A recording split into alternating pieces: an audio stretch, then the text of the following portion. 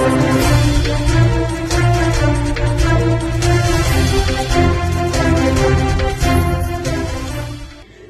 JDC પોલીસે મહિલા બુટલેગરના ઘરે દરોડા પાડતા પોલીસ સાથે બબાલ કરી હતી અને પોલીસ કર્મચારીનો ફોન પણ તોડી નાખ્યો હતો. સુરતમાં બુટલેગરો બેફામ બની રહ્યા હોય તેવું લાગી રહ્યું છે, ત્યારે સચિન જેડીસી પોલીસ દ્વારા મહિલા બુટલેગર નૈનાના ઘરે દરોડા પાડવામાં આવ્યા હતા.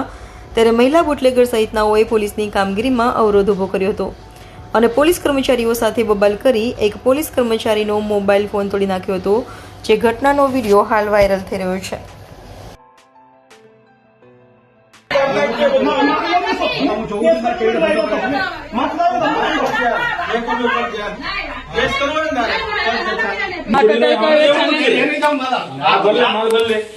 तू फोन ना एक मिनट नहीं जाऊँ एक मिनट